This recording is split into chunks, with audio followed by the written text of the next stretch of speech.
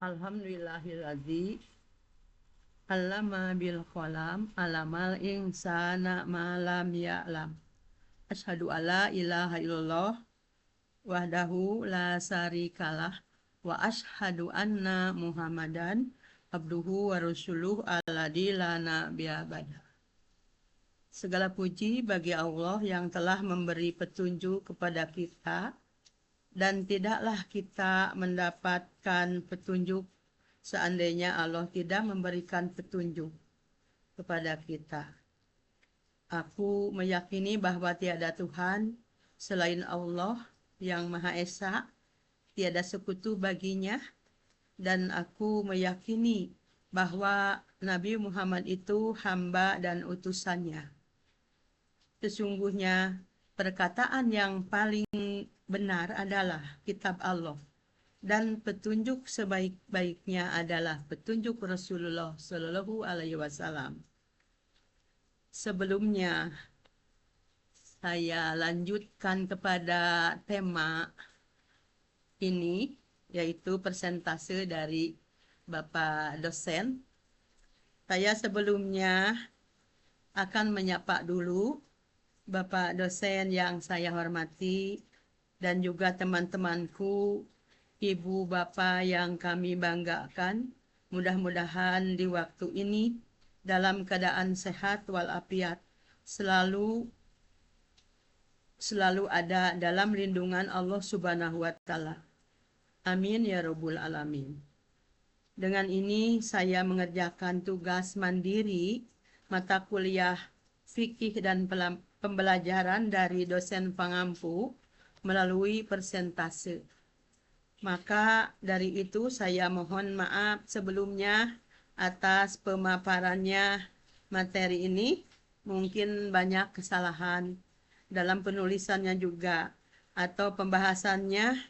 Maklum saya bukan ahlinya. Selanjutnya saya akan bacakan lagi ya.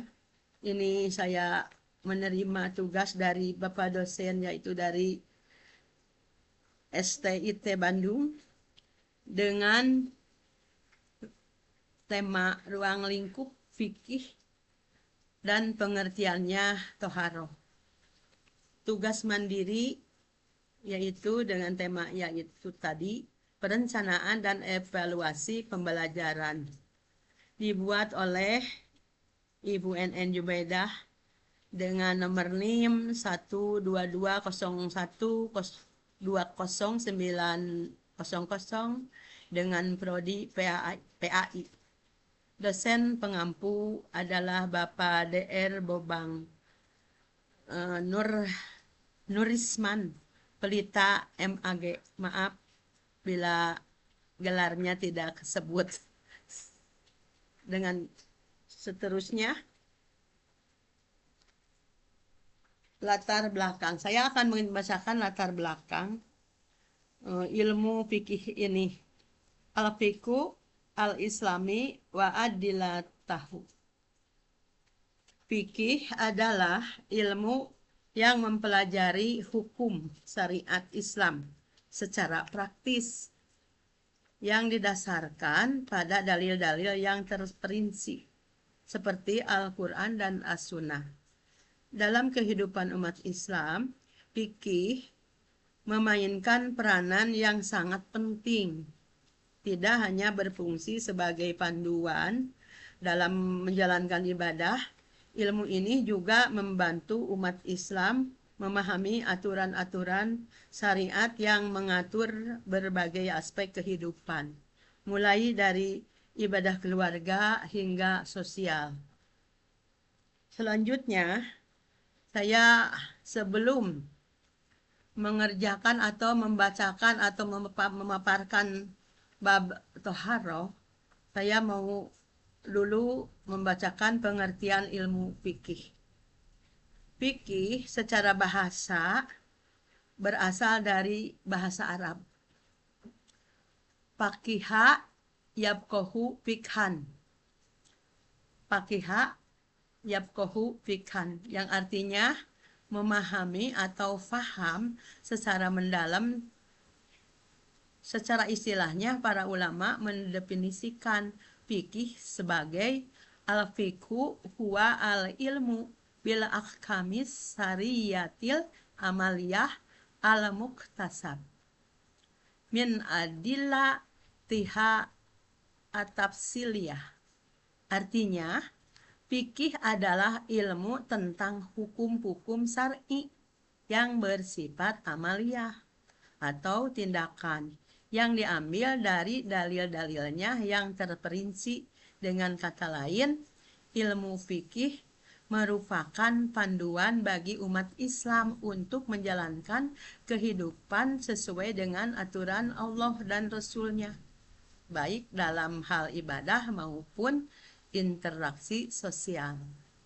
Yaitu panduannya sehari-hari umat Islam, fikih itu. Yang kedua, pemahaman sumber-sumber utama dari Al-Quran dan As-Sunnah. Yang ketiganya, hukum syariat. Yang keempatnya, keteraturan kehidupan individu dan masyarakat, perilaku hidup sehari-hari. Selanjutnya, tadi ya saya yang bacakan atau paparkan bab fikih. Sekarang mau memaparkan pengertian toharoh. Jadi sebelum tahu tentang toharoh, jadi harus punya ilmu fikih dahulu. Begitu teman-teman, ibu-ibu, bapak-bapak sekalian yang kami banggakan. Sekarang saya mau memaparkan tentang toharoh, pengertian toharoh. Toharoh adalah bab dalam fikih Islam yang membahas tentang bersuci dan keadaan tidak suci secara hukum. Dari apa? Dari najis, kotoran yang terlihat atau terasa. Toharoh itu bisa dilakukan dengan berbagai cara seperti wudu, mandi, atau tayamum, yaitu bersuci dengan debu kalau tayamum itu ya, tapi debunya mungkin debu yang suci, dan merupakan syarat sah untuk melakukan ibadah seperti salat. Pengertian dasar toharoh adalah bersuci dalam Islam. Jadi begitu ya. Sekarang toharoh secara bahasa. Jadi harus tahu kita juga tentang toharoh itu apa gitu ya. Kalau secara bahasa, atau harotu berarti bersih atau suci dan membebaskan diri dari segala kotoran, baik yang terlihat seperti najis maupun yang tidak terlihat seperti sifat dan perbuatan tercela. Jadi saya akan memaparkannya itu dengan secara singkat gitu ya. Kalau dibacakan seutuhnya bab toharoh itu banyak sekali. Ini mah cuma ringkasannya aja. Toharoh menurut syara adalah menghilangkan hukum hadas dan najis dari tubuh. Tubuh siapa? Ya tubuh kita. Ya, seperti pakaian dan tempat ibadah agar sah untuk melakukan ibadah. Terutama mungkin ibadah sholat. Tindakan ini dilakukan menggunakan air suci atau penggantinya seperti tanah untuk melakukan bertayamum. Tujuannya apa? Tujuannya itu untuk bersuci dari hadas kecil seperti buang air ya, dan hadas besar seperti janabah, serta membersihkan diri dari najis yang ada. Seterusnya, saya mau memaparkan macam-macam toharoh. Toharoh adalah ada beberapa macam toharoh, yaitu toharoh maknawiyah. Toharoh maknawiyah itu rohani atau batiniah, secara batiniah, membersihkan hati dari sifat-sifat tercela. Seperti apa? Sifat tercela di badan kita atau di jasad kita, seperti syirik ya, kesombongan, riya, dan dosa-dosa lainnya. Ini dilakukan dengan memperbanyak dikir kepada Allah Subhanahu wa taala. Kalau kita mempunyai sifat yang seperti tadi yang disebutkan oleh saya, nah itu jalan keluarnya biar menghapus dosa adalah sering-seringlah dikir kepada Allah Subhanahu wa taala. Seterusnya ada lagi toharoh hisyah. Toharoh hisyah itu yaitu toharoh jasmani atau toharoh fisik, yaitu membersihkan badan, pakaian dari najis dan hadas. Caranya adalah dengan bersuci menggunakan air wudu dan mandi atau tayamum. Jika tidak ada air, itu hitung-hitung penggantinya tidak ada air. Seterusnya, saya akan memaparkan tata cara toharoh atau mandi, tayamum, dan istinja. Ya, 1. Mandi junub. Apa itu mandi junub? Ya, mandi junub itu bertujuan menghilangkan hadas besar seperti haid, nifas dengan junub. Dalilnya, ya, ada dalilnya, wa in kuntum junuban fatahharu. Dan jika kamu junub, maka bersucilah atau mandilah. Gitu, ya. Cara pelaksanaannya, 1. Berniat kepada Allah Subhanahu wa taala di dalam hati, ya. Kemudian meratakan air ke seluruh tubuh mulai dari kepala hingga ujung kaki tanpa terlewat. Yang keduanya tayamum. Kalau tayamum itu adalah pengganti wudhu atau pengganti mandi. Tuh ya, syaratnya kalau tayamum ketika tidak ada air atau berhalangan menggunakan air atau sakit tuh ya, cara pelaksanaannya ibu bapak begini, berniat nanti berniat, satunya berniat tentunya mungkin bismillahirrahmanirrahim ya. Padahal tayamum sana katanya tidak ada doa, tetapi tetap setiap kita akan melakukan ibadah kepada Allah apa saja harus berniat dulu bismillahirrahmanirrahim dalam hati. Menepukan, yang pertama menepukan kedua tangan, kedua telapak tangan ke debu suci, lalu mengusap, diusapkan ke wajah dan kedua tangan. Langsung sudah sambil merata ya, sampai merata itu. Yang ketiganya istijaa. Apa itu istijaa? Definisinya istijaa itu adalah membersihkan najis yang keluar dari kubul atau dubur setelah buang air.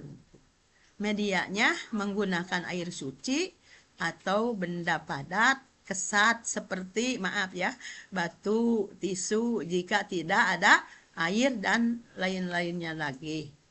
Seterusnya saya akan memaparkan lagi dasar hukum toharoh dan sholat. Ini ya. Tetapi dalam Al-Quran surat Al-Ma'idah ayat 6 itu panjang sekali ya Arabnya. Jadi saya bacakan aja ininya, terjemahnya aja. Maaf ya teman-teman, juga Bapak dosen. Nanti mungkin saya sharekan linknya, bisa dibaca sama ibu-ibu, bapak-bapak sekalian. Terjemahnya begini, wahai orang-orang yang beriman, apabila kamu berdiri hendak melaksanakan sholat, maka basuhlah wajahmu dan tanganmu sampai ke siku, dan usaplah kepalamu, dan basuhlah kedua kakimu sampai kedua mata kaki. Ayat ini juga mengatur perintah tayamum jika tidak menemukan air. Hadisnya Rasulullah SAW bersabda begini, keutamaan atau sempurnakanlah, kata Rasulullah, wudumu adalah salah satu syarat sahnya sholat. Jika wudunya tidak sesuai sunnah Rasulullah, maka sholatnya tidak sah. gitu ya. Balasannya gitu, yang orang yang wudunya tidak benar mungkin ya. Barang siapa wudunya seperti wudu Rasulullah, ini mah yang benarnya ibu-ibu maaf. Seperti wudu Rasulullah Shallallahu Alaihi Wasallam, maka ia dipersilahkan masuk pintu surga yang mana saja. Ini hadis dari Abu Dawud, At-Tirmizi, An-Nasa'i, Ibnu Majah. Gitu tuh. Ada balasannya ibu bapak semuanya. Jadi kalau kita menurutkan Rasulullah SAW dalam wudhunya, maka kita nanti di akhirat mah dipersilahkan masuk pintu surga yang mana saja. Gitu ya. Begitu tentang dasar hukum-hukum toharohnya. Seterusnya ada lagi ya, maaf, tata cara berwudu. Bagaimana tata cara berwudunya gitu ya. Kita harus paham mengenai tata cara berwudu. Mungkin ibu bapak juga semuanya udah tahu pada dulu udah kan tiap hari sholat wudu, mungkin juga tayamum kalau kita lagi safar. Sekarang saya mau menjelaskan tata cara berwudu. Satu, membacakan basmalah Bismillahirrohmanirrohim dengan nama Allah yang maha pengasih lagi maha penyayang. Jadi sebelum beramal atau mengerjakan sesuatu, bacalah Bismillahirrohmanirrohim. Yang kedua, mencuci telapak tangan, membasuh kedua telapak tangan hingga pergelangan. Mau 3 kali boleh, di dalam keterangan mah ada yang mau 2 kali boleh, yang 1 kali juga boleh. Kebanyakan yang 3 kali ya ibu. Yang ketiga, berkumur dan istishaq, mengambil air dengan tangan kanan sebagai untuk berkumur. Sebagian dihirup ke hidung lalu dikeluarkan, istinstara. Jadi 3 kali ya. Jadi begini, ciduk air 2 tangan boleh biar banyak gitu ya. Dikumurkan ya. Terus sudah dikumurkan langsung hirup ke hidung gitu. Terus dikeluarkan lagi. Yang ketiga barusan begitu. Yang keempat, membasuh wajah. Jadi membasuh wajah, meratakan air ke seluruh permukaan wajah dari batas rambut hingga dagu, harus rata, dan sampai pinggir telinga. Berapa kali ibu-ibu? 3 kali ya. Yang kelimanya membasuh tangan kanan lalu kiri dari ujung jari hingga melebihi siku 3 kali gitu. Yang keenamnya mengusap kepala dengan kedua tangan dari depan dari batas rambut, ditarik ke belakang, dari depan tarik ke belakang ya, atau tengkuk, lalu dikembalikan lagi ke depan. Dilanjutkan membersihkan telinga, bagian dalam telinga dengan telunjuk gitu, dimasukkan ke dalam bagian luar dengan ibu jari. Boleh itu mah 1 kali ya. Gitu. Yang ketujuhnya mencuci kaki, membasuh kaki kanan lalu kiri hingga mata kaki. Pastikan menyela-nyela jari kaki dan membasuh tumit 3 kali. Yang itu. Tertib, yang ke-8 tertib dan mengucapkan, kalau sudah wudunya mengucapkan syahadatain sesudah wudunya. Udah beres wudu misalnya, langsung kita membacakan syahadat yang bunyinya asyhadu alla ilaha illallah wa la syarikalah wahdahu la syarikalah wa asyhadu anna muhammadan abduhu wa rasuluh.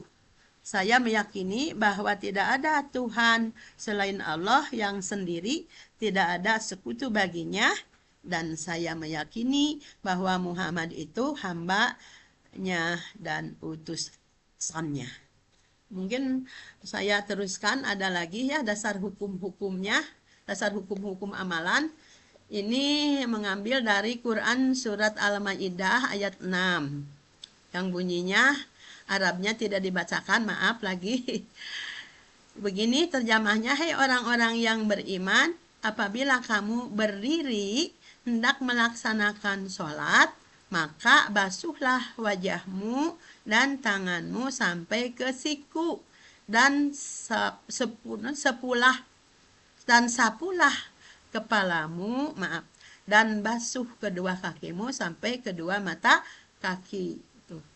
Sekarang dari Quran surat Al-Mudathir ayat 4 juga ya.